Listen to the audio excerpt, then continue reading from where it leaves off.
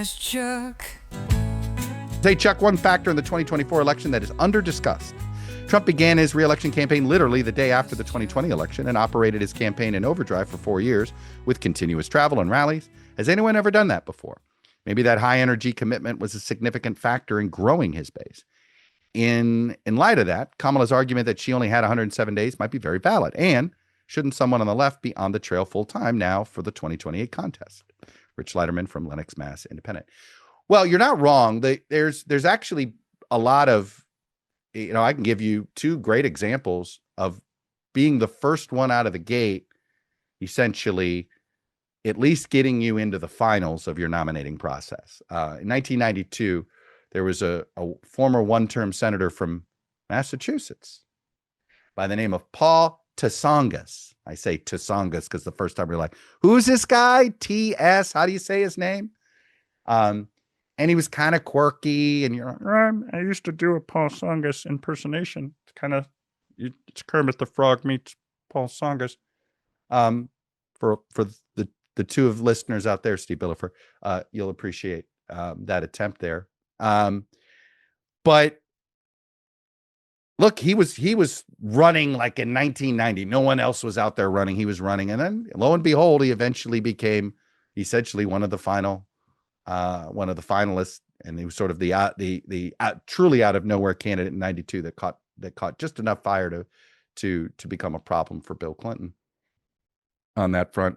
And then Howard Dean sort of got in the race a lot earlier than anybody else did back in 2000. I think he announced if I remember in 2002, and essentially was running much earlier than everybody else in that 04 race. And it certainly got him a head start, and he was the front runner until he wasn't, right? They made a few miscalculations there in Iowa, and it all sort of collapsed. But it sort of does. I sort of look. I'm not going to sit here and concede that Trump ran all 4 years. What I do think, what the brilliant tactic that Trump did that sort of totally, I think totally. Screwed up any hope that frankly a lot of us had that Republicans would find a different candidate other than him, is he chose to announce, if you remember, he announced right after the 2022 midterms. So he was the first one in the race, officially in the race. I take your point that he certainly was running, but that's not new to sort of to sort of spend the first 2 years kind of acting like a candidate, and he was sort of more outsized than most.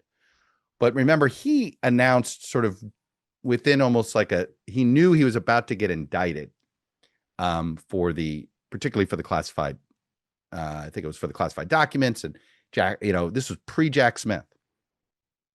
And what happened was he was under investigation by the Justice Department already. By announcing, it forced Merrick Garland to have to name a special counsel.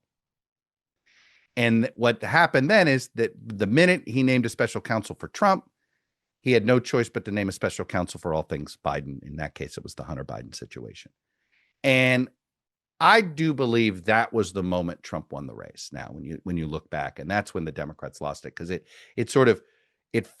Garland, slow walked those investigations into Trump, and we can have a debate. I saw Mitt Romney came out again the other day and said that he had suggested to Biden that, why didn't he pardon Trump? I always thought if Biden had won re-election that Biden would have pardoned Trump. But he wasn't going to do it until after he won re-election. That is one of those, it's not a what if I'm going to do for this year, but it's one of my what ifs that I've wondered what if Biden had simply pardoned Trump and there was no federal investigations?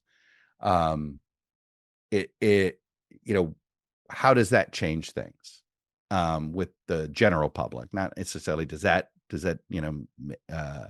take a little bit of the edge off of his martyrdom, which I think he successfully, and I think by forcing the Justice Department's hands to go with special prosecutor, having to sort of,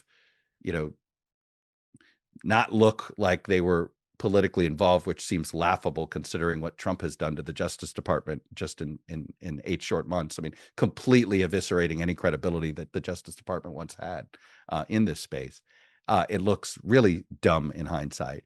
But that moment, right? It's the most clever thing Trump did, was forcing the hand, knowing that Garland was a sort of a Boy Scout on this stuff and was going to be like, nope, got to name a special counsel, which means got to do this. We got to steer as far away from this as we possibly can, which was the right thing to do, the adult in the room type of decision. But I think was the exploitive point there. There's a reason results matter more than promises. Just like there's a reason Morgan & Morgan has become America's largest injury law firm. For the last 35 years, they've recovered $25 billion for more than 500,000 clients. It includes cases where insurance companies offered next to nothing, sort of shortchanging, seeing if they could get away with it. And Morgan & Morgan fought back, and they won millions. In Pennsylvania, one client was awarded $26 million. It was a staggering 40 times the amount that the insurance company originally offered. That offer, $650,000, whatever it took to sort of get away without paying. So with more than 1,000 lawyers across the country, Morgan & Morgan knows how to deliver for everyday people. So if you're injured, you're looking for a lawyer, check out forthepeople.com/ToddCast or dial pound law, pound 529 on your cell phone. And remember, all law firms are not the same. So give Morgan & Morgan a look. Their fee is free unless they win. Now, to go to your other point, it depends who you are, whether it's good to run early. If you're less known, right? If you're a Pete Buttigieg, you've got to almost be running 3 years early, right? And he kind of did in 2017, 2018. And by the time the campaign itself started, he was in playoff shape, while the other candidates who got in later, like Kamala Harris and Elizabeth Warren, and even Joe Biden, they were still trying to get into game shape, right, during the campaign. Let's say a James Tallarico was interested in running for president. He's decided he's going to run for Senate. And I think he's going to be one of the sort of what Beto O'Rourke was in 2018 is what Tallarico will be nationally to many national Democrats in 2026. Let's say he was going to run for president. Well, he would be one that you would say you'd want to start early, right? Jimmy Carter started in 1973, started running for president in 1976. So the more of an unknown quantity you are, the more it behooves you to start earlier, right? The governor of Vermont and Howard Dean, the former senator of Massachusetts and Paul Tsongas, the former governor of Georgia and Jimmy Carter, right? We certainly have seen that that's the case on that front. So, I saw that the governor of Hawaii had thrown his name in the presidential ring, Josh Green. He'd be the type. Now, I don't know how you run for president as a sitting governor from Ohio when it takes you 5 hours to get to the mainland. I just think logistically it's a huge problem. You kind of probably have to be a former governor of Hawaii to do that. But it would be a candidate like that who isn't yet even that well known to donors. That I think they would benefit the most with going super early. But I certainly think that there's only upside to doing this. There's a million podcasters out there ready to interview these folks and all this. So I think it's never been easier to